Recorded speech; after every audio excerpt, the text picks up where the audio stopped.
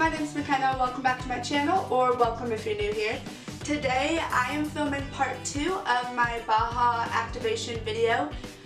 So if you haven't seen part 1 and don't know what I'm talking about or what's going on, go ahead and click the link down below to view part 1 to get you all caught up. So for those of you who have already seen part 1 and are here for part 2, it's now August 2nd. I have had the BAHA for about 3 days. I got it on the 30th. So I've had a little bit of time to adjust to it and get used to hearing for the first time in a decade. We're here. Going into my BAHA activation appointment, I had no idea what to expect. I had no idea how long it would take or anything like that, which is part of the reason I was so anxious for the appointment, because I don't like not knowing what to expect. My stepbrother Jake and my brother Colton were there, and then my mom and my stepdad Dan showed up shortly after, and I was really nervous, but I wasn't acting like it because, I don't know, that's just what I do.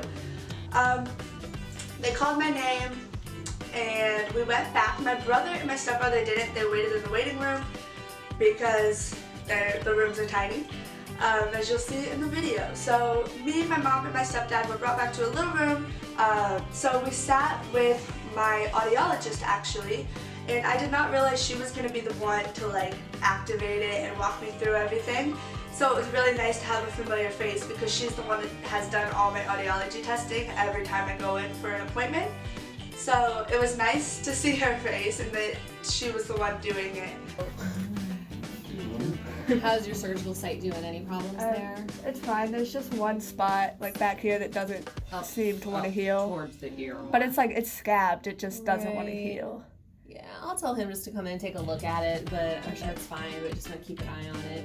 I don't know, has he given you any like cream or anything? No, just like the... He may have something that he wants you to start putting on it. I'm sure you're fine, just keep an eye on it. Okay. So what we'll do is we'll attach your processor and get it programmed, and then we'll have you practice with it and show you everything. So you get 2, you get 1 and a backup. Not everyone always is told that, but you have a backup. So if you have a problem with it, you have another one you can try and see how that works for you. So this is what it looks like. So down at the bottom, we got the battery door. The battery in there for you. At the top is the button, and this is the part that connects. And you have volume control here. You can also control it from an app on your phone, but you do have the controls on here too. And then the door kind of snaps shut in like 2 stages. So what most people do is they kind of close it at the first click, and then they put it on so it's not on and squealing yet. And then once you get it in place, then they push it closed, and then it turns on. So I'm going to get it connected so we can get it programmed.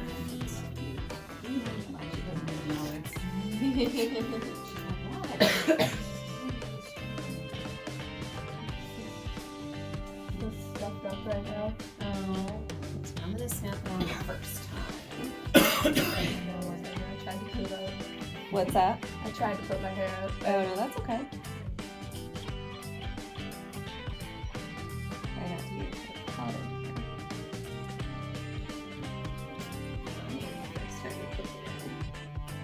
There it goes. She was awkward. So you're going to hear some funny beeps and noises because we have to get it all calibrated and programmed. So we'll all sing real quiet. It's going to sound really strange. It's just going to make some weird noises.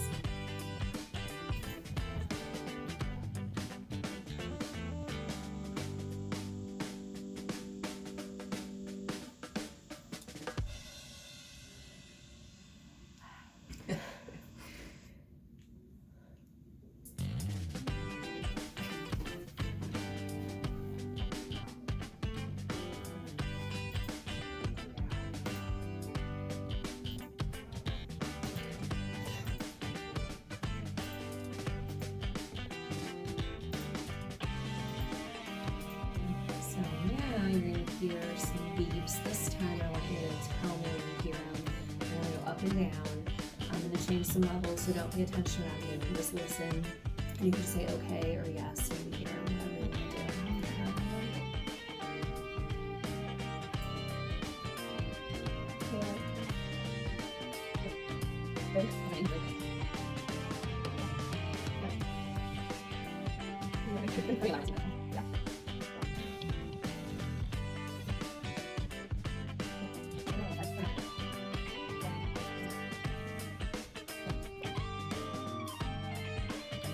settings. I mean, maybe as you get used to it, we might want to tweak it a little bit.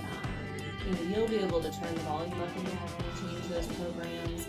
But if you're having to do that all the time, we can reset it on our computer so that hopefully we don't have to change it too much. Okay.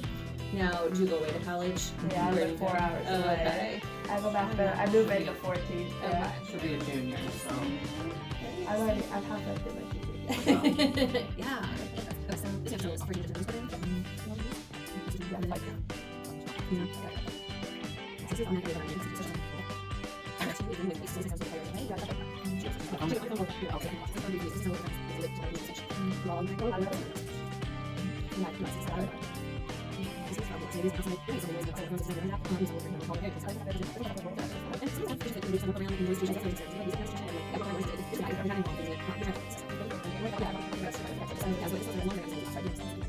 So when your battery gets low, it'll beep at you. So this is what you hear.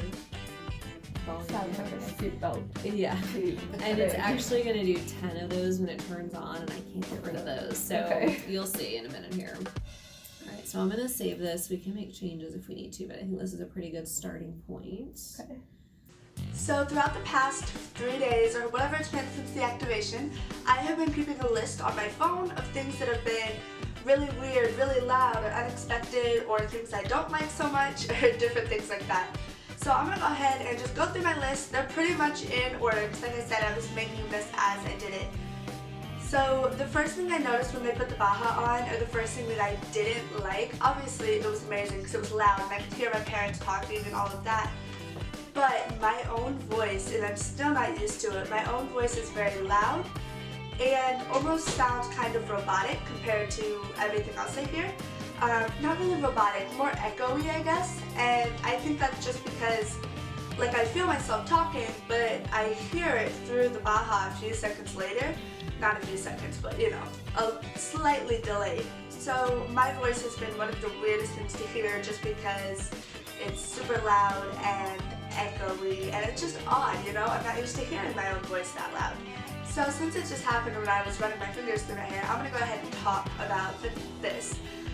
One of my biggest problems, or like dislikes I've been having so far, is the feedback.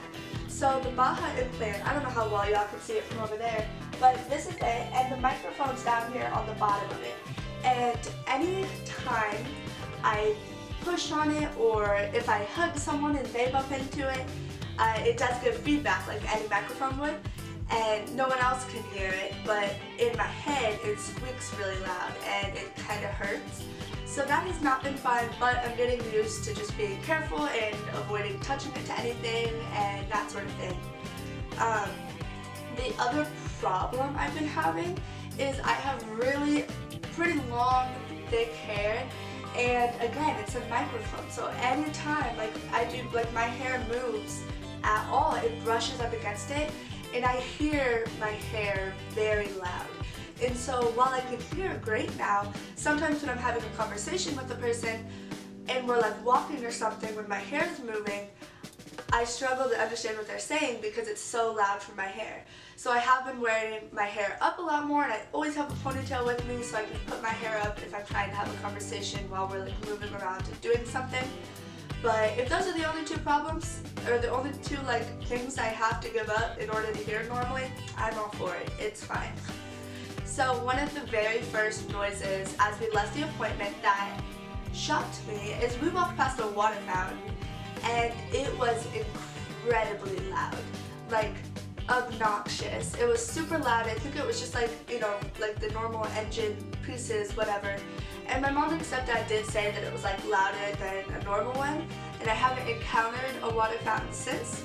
So I don't think they're all that loud. There was just something going on with this one, and I was like, whoa, I don't want to hear that all the time. So another thing, I actually noticed this first after like my voice and stuff. So when the, she's not a nurse, I keep calling her a nurse. When the audiologist was like programming all the computer stuff for my BAHA and then connecting it to the app, she was typing on a computer and clicking her mouse a lot. I've never heard that stuff before. I've never even thought about the fact that people hear that stuff. And it drove me crazy. The appointment was about an hour long, and for at least half of it, she was typing or clicking, and it I can't do it. I can't sit there and listen to that. I am not going to be able to study in the library this semester at my school if I have this on. Like, I'm going to have to take it off so I can focus. I'm going to hear every like turn of like a page in a book or typing or the printers going on. I've never had to deal with that before. Normal people know how to block that out. I have to learn how to do all that now. Another thing that I noticed when we were still in the hospital is I have a habit of popping my fingers like so. Previously, I have only ever felt that. I've never heard that pop before. And now I can. And it's strange. I never even really thought it made, I mean, I guess I knew it made a noise because I've heard like my brother crack his neck before. But it's loud, guys. I can actually hear it, which is really weird. So I already talked about my hair. That's another thing I put on this list because it drives me crazy, but it's fine. I feel like a lot of these have been negative so far. There's tons and tons of positives, okay? I can hear my dog barking. I can hear when the children I babysit talk to me. I can hear every word. Talking to my parents, I can watch TV without captions. I can hear my laptop because its volume sucks. I can actually hear it now. There's tons of positives. The things that stood out to me most were just kind of the negative things. So I guess this one's not negative. I went to Dollar General yesterday or the day before, and I guess I knew they play music in a lot of stores, but I never knew that like Dollar General, Goodwill, like smaller places, Walmart, I mean I guess I'm not a small place, I don't know, I guess I just didn't realize that like every store plays music. And I heard music in Dollar General for the first time and I was like shocked. Not shocked, it was just like, oh wow, I never realized that before. Also, cars are incredibly loud. It's not bad riding in it because I was already used to like feeling the vibrations and stuff, so I already knew they like did a lot. But like my mom has an apartment on like the main road, so it's fairly busy. When I take Chunk, my service dog, out potty before bed, it is so loud. Like I don't know how people sleep at night and hear all of that. Because like I take this off when I sleep, so it's wonderful to like snap it off and be silent and get amazing sleep still. But yeah, cars have been really strangely loud. I'm trying to film a video. Finally, the last thing I feel is important enough to mention is going to the restroom in public. I can hear everything. Couldn't do that before, so that's been strange. Yeah, it makes me really self-conscious about going to the restroom in public, and I just kind of avoid it now because it's so loud. And like not even that part, but like flushing a toilet is obnoxiously loud. It's so unnecessary. It's horrible. Okay, so that's pretty much all the sounds that have made like a really big like shock effect to me so far. I am going to like a carnival type fair tonight, so that should be interesting because it's going to be my first like big event since getting my BAHA. I do in the future plan to make a video like specifically about the BAHA, what it is, how it works, and show you guys the piece itself and all the little parts to it and all of that. But that's going to be for another video because I don't want to make this too long, and I know everyone's been pestering me about getting this out, and everyone's curious about what sounds I'm able to hear now. So I hope you like this video. Don't forget to subscribe, and hopefully I'll post again soon. We'll see.